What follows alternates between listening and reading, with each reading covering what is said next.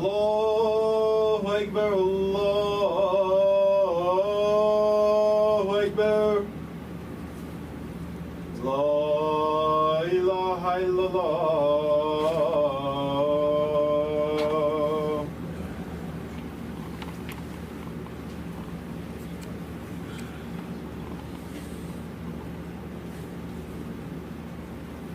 السلام عليكم ورحمة الله وبركاته.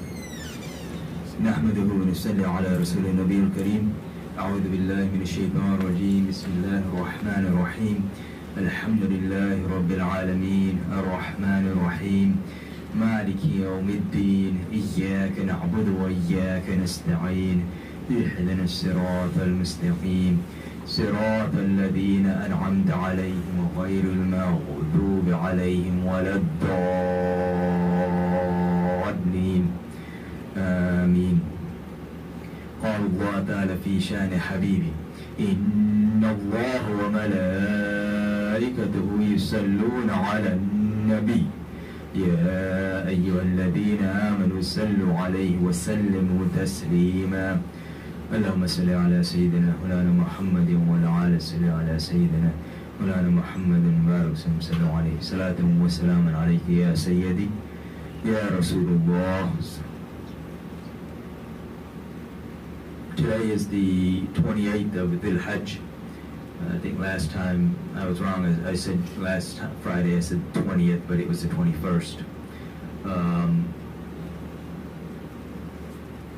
We're talking about the fitnas, or the fitna of today and its connection or the solution that we find with Imam Husain AS.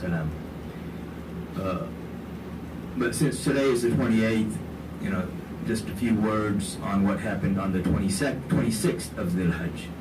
So the 26th of Dhul Hajj is the attack which will eventually lead to the martyrdom of Sayyidina Umar radiallahu anhu. So you have varying dates, but most scholars say the 26th.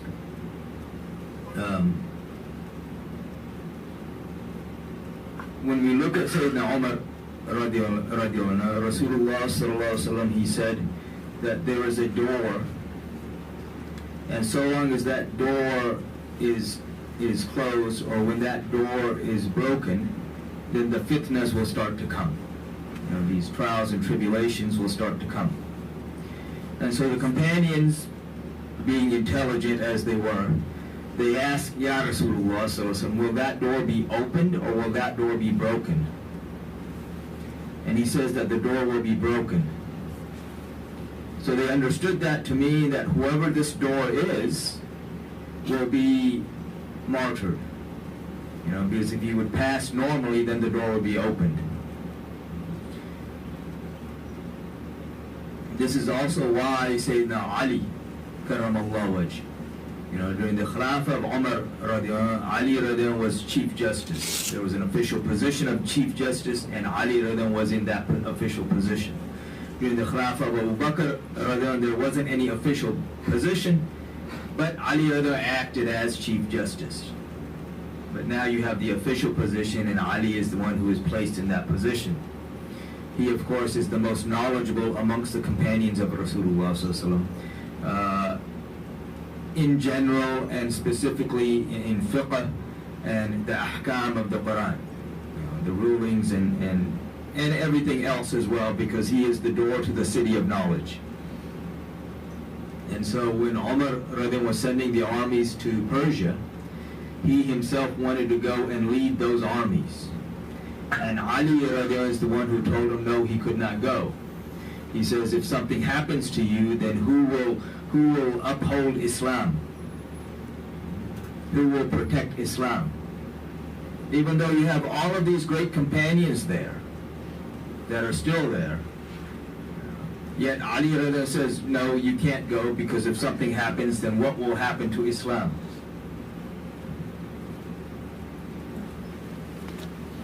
Because he understood who that door is. And when that door is broken, what will happen? And we see how, and this is all related to what we were talking about the past 2 weeks. As I said, when you want to get something done and the people are against it, then you have to desensitize the people to what you want. And that takes a little time. Sometimes a lot of time, sometimes very quick. So during the Khilafah of Umar radiallahu anh, the people were not desensitized to these un-Islamic things. So you have a ruler like Umar who can rule over them. Later on, when a man came and he asked Ali, he says to Ali, he says, during the Khilafah of Abu Bakr and Umar, we didn't have all of these problems. And now during your Khilafah, we have all of these issues, all of these trial tribulations, all of this fitna.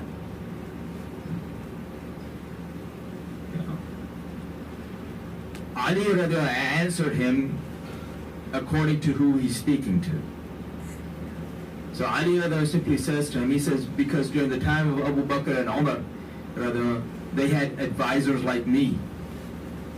And during my time, I have advisors like you.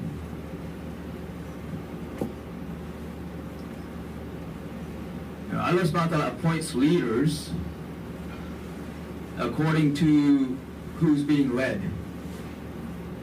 Because all of these leaders, they didn't just fall into place. Everyone, whether they're a president or a dictator or whatever else, there is king or whatever else there are these days, Allah subhanahu wa ta'ala is the one who appoints them. Again, according to who's being led. Until you eventually have the people fed up with the situation to such an extent that they start doing what is right. And then Allah subhanahu wa ta'ala changes the situation, because He raises amongst them someone who will rise up against the tyrant. And we've seen this throughout history. Allah subhanahu wa ta'ala mentions this throughout the Quran. The greater the tyrant, the greater the one who is sent against him. I don't need to go into all of the details. I mean, the examples in the Quran are not simply stories. They're there as lessons because these are things that continue on throughout time. They are timeless examples because human nature does not change.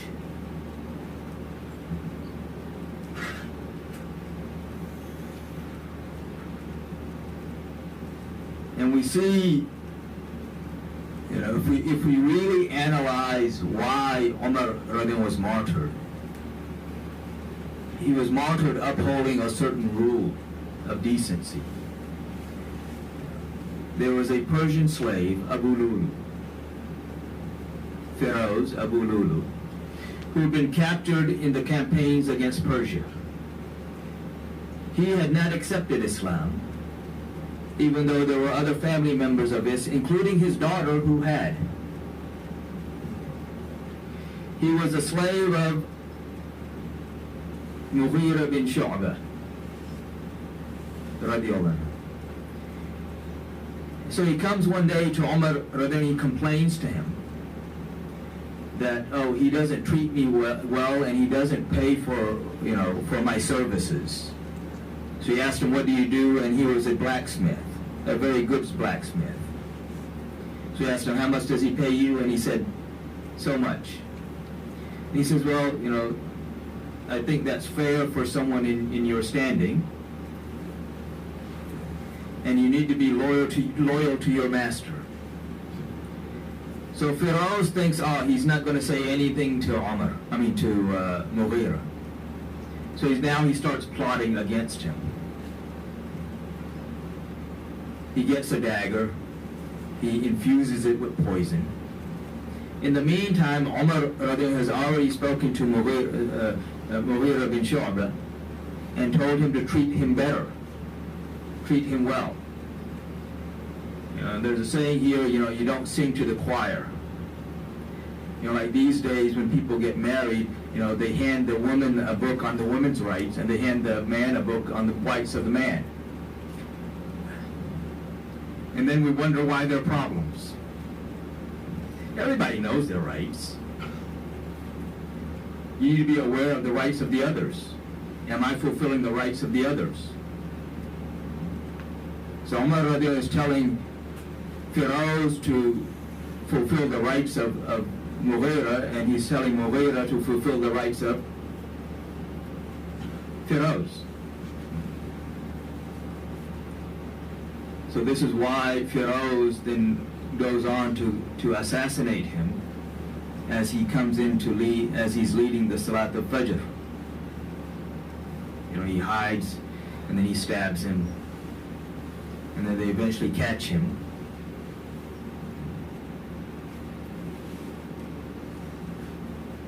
But when you look at the Khilafah of Sayyidina Umar and his way of Khilafah, you know, he had those that he appointed, you know, as governors, generals, mayors, whatever position he appointed them in. He was not kind to any of them. He was not lenient with any of them. If he gave you a position, then he was harder on you than he was anybody else. To the extent that all of his appointees were required to come for the Hajj. Every year that he went for the Hajj, all the appointees were required to come for the Hajj. And this wasn't, you know, we would think, oh, you know, they're so nice. They all are coming for the Hajj. He would have them come for the Hajj. He would put them up on a stand, and then he would make the announcement, are there any complaints against any of them? And the people would come and air their complaints out in public, because these are public officials. You know, if you take on that role of being a public official, you have no right to someone complaining against you privately. Oh no, because you're doing things publicly.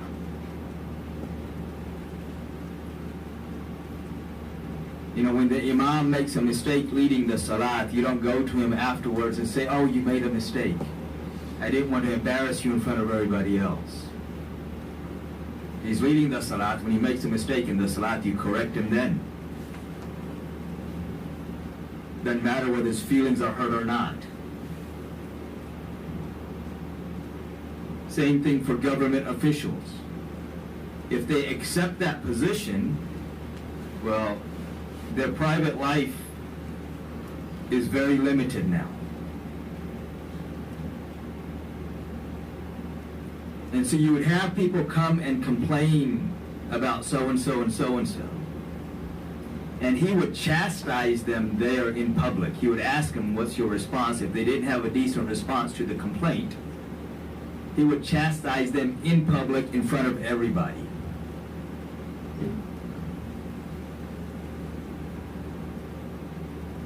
You know, he held his officials by the reins so tight that they couldn't even raise their heads.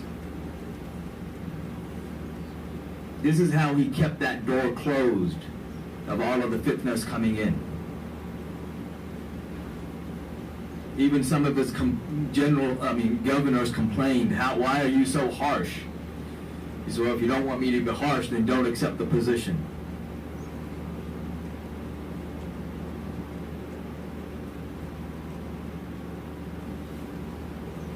You know, people take kindness for weakness. And we see this after Umar. And we see all of the fitna starting to come until we are in the situation that we are today. But even today is a repetition of what happened before. The only difference is ratios have changed. And people's mindset of being convinced that the falsehood is the truth has become, you know, even to a greater extent. But as we were somewhat alluding to last week, you know, if I look at the martyrdom of Imam Husain AS,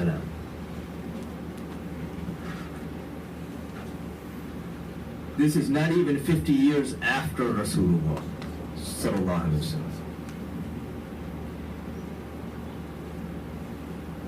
The conditions didn't go from a situation where they are honored and respected by everyone to where you have an army of 22,000 people coming against him when he's simply with a group of maybe at the most 100. That condition didn't happen overnight. You had all of the deconditioning beforehand. And what I mean by deconditioning, for those who don't understand that, this is a natural thing of humans physically as well as psychologically. Simple examples: when you go to the bathroom, at first everything stinks. If you've been there for a while, now you can't smell your own stuff.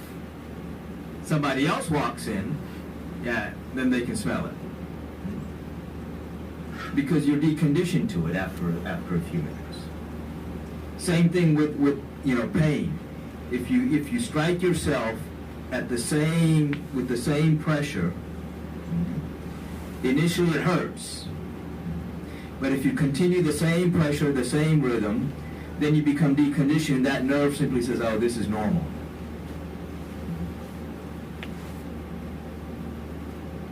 Psychologically, the same thing. If you are bombarded with all of these indecencies and things that should not be normal are considered normal, and that's a continuous bombardment upon your psyche, then over time you start thinking, "Oh, this is normal." This is why when Dajjal comes,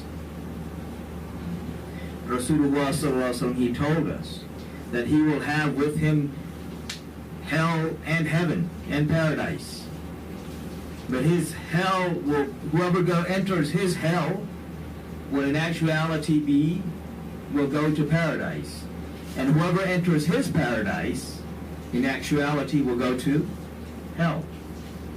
Because you have, the reversal of good and bad. And you don't get there overnight. You have to have a process of deconditioning, where good is bad and bad is good. And this is where society bombards you with certain things. And then again, we see this.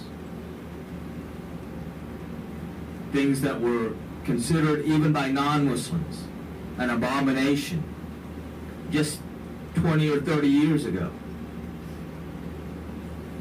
are now considered normal. And not just normal. If you say something against it, oh, there's something wrong with you. We see this with everything that's happening.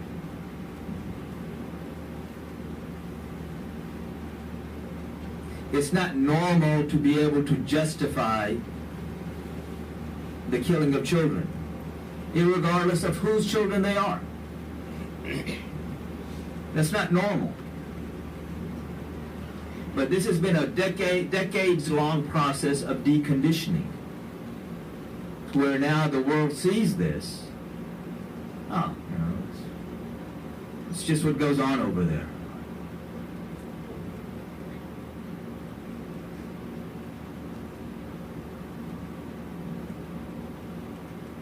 Within the Muslim world, it was not normal for anyone to even think about challenging Imam Husain AS,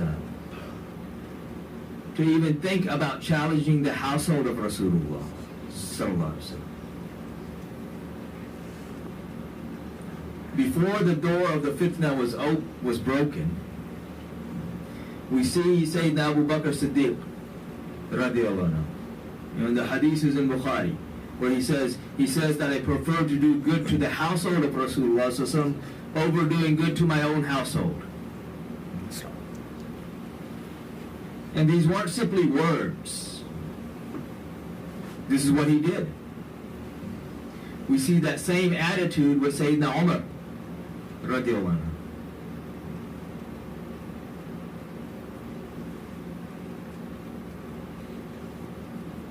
Where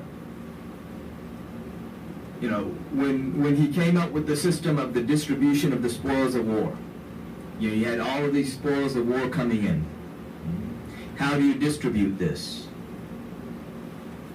The Quran has given certain outlines.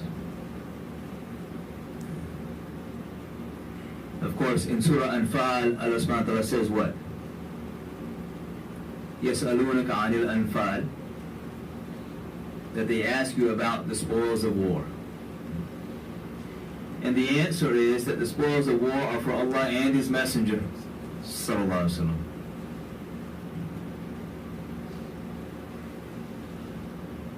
This is why anybody challenging how he distributed it, like Zul Khuwaisrat Tamimi al-Najdi did, immediately took him outside of Islam.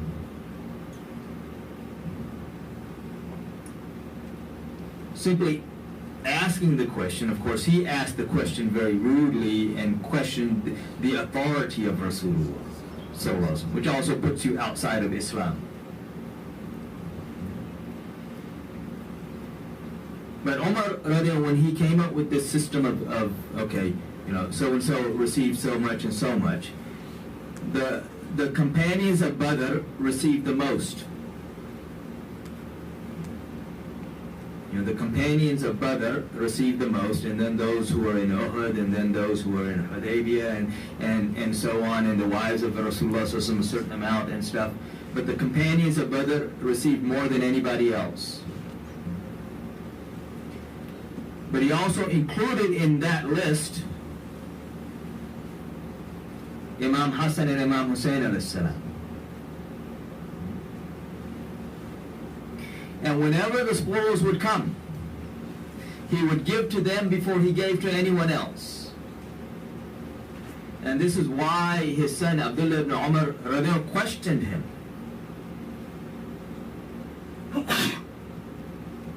He asked his father, he says, look, you know, because Abdullah ibn Umar at the time of Badr was like 13 years old, right around that age. He wanted to go, and he joined the army, but Rasulullah sent him back because of his age. There were two others that he allowed in who were actually a little bit younger. But Abdullah ibn Umar, he sent him back. He said, no, you can't go with us. So he joined the army, but he couldn't go. So he says, I was there. These two weren't even born. The marriage of Sayyidina Ali karamallahu wajh to Bibi Fatima salamullah alayha occurred after the Battle of Badr. And so Badr is Ramadan, second year of Hijri. Imam Hassan al-Islam is born in Ramadan, third year of Hijri. Imam Husain al-Islam is born a year later. So these two weren't even there, and yet Umar is giving them the equal share to those who are there in Badr. And then he asks, he says, and why do you give them first? So what's his response? His famous response. He says, you bring a grandfather like the grandfather of Hassan and Hussein, and a grandmother like the grandmother of Hassan and Hussein, and you bring a father like the father of Hassan and Hussein, and a mother like the mother of Hassan and Hussein, and I'll give to you first.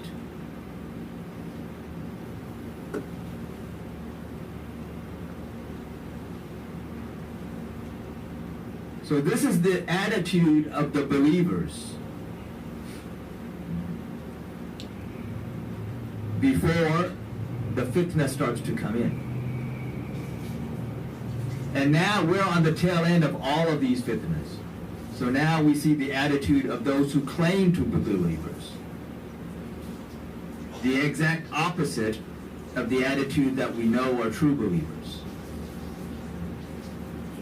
You know, it's interesting, when after Karbala, when Imam Zain al-Abidin, Imam Ali bin Hussein, when he enters the masjid in Damascus, and the man, you know, we spoke about this in the Sunday class, but the man is standing on the minbar, giving this khutbah against the household of Rasulullah Sallallahu Alaihi Wasallam. And Imam Zain al-Abidin, he hears him and he says, get down. So the man gets down, he starts to ascend. He said, he doesn't even call it a member, because the member is the member of Rasulullah. It is a representative. Whoever is speaking at the member should be considered a representative of Rasulullah. Sallallahu Alaihi Wasallam. And he can't be saying anything that goes against Rasulullah. Sallallahu Alaihi Wasallam. And if he is, then it's not a member. And he says, what is this man saying from this piece of wood?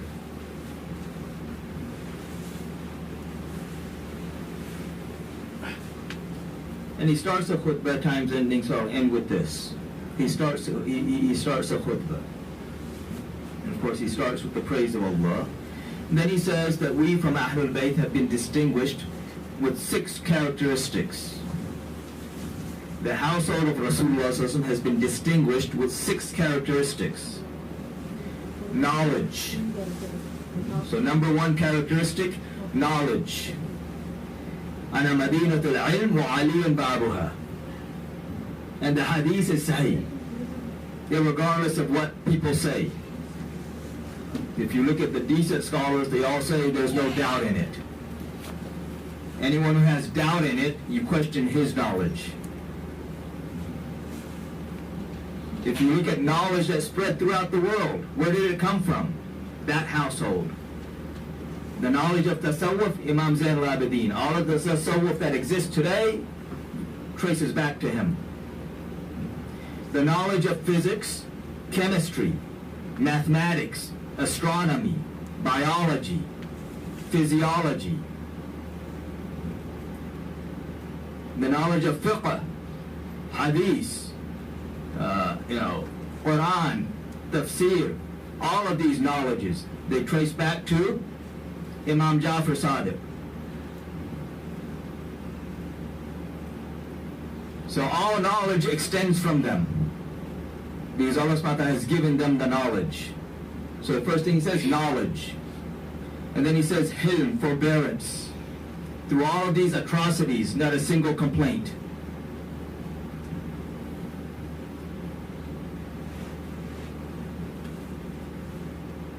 Only the praise of Allah.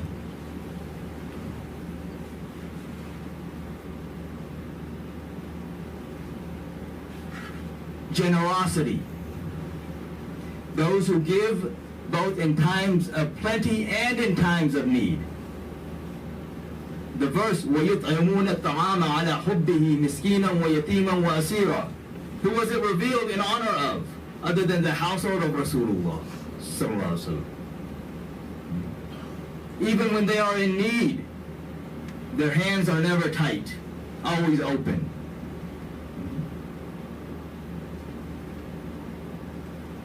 Eloquence.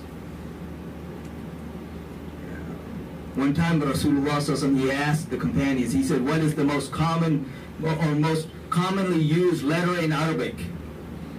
And they all answered alif. Everybody knows that.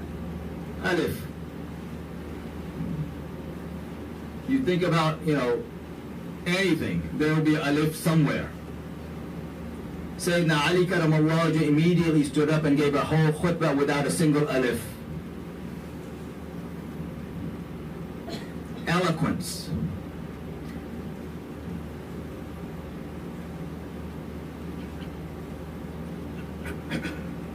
Courage.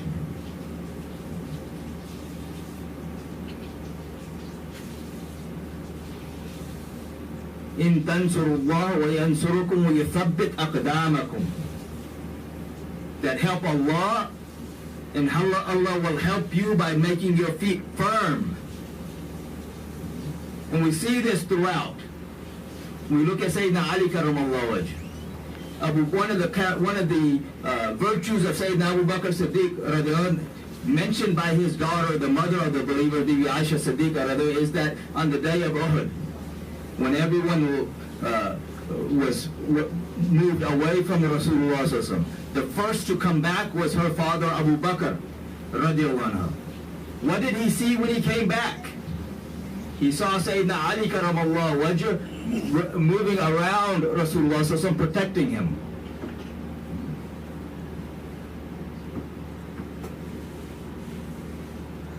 And there's so many other examples. Karbala itself is the example. But then I've gone over the last thing he says is love in the hearts of the believers. So if we are believers, any believer, Allah subhanahu wa ta'ala places the love of Ahlul Bayt in their hearts. And if that love is not there, if somebody is trying to find faults in them, if somebody is trying to, it gets upset when they are mentioned, then you know that he is not a believer. So I'll end here today, inshallah. May Allah subhanahu wa ta'ala allow us to understand and fill our hearts with His love and the true love of His beloved Prophet Muhammad sallallahu alaihi wasallam, his family, companions, and all of those whom they love. Those who have not made sunnah, go and make sunnah.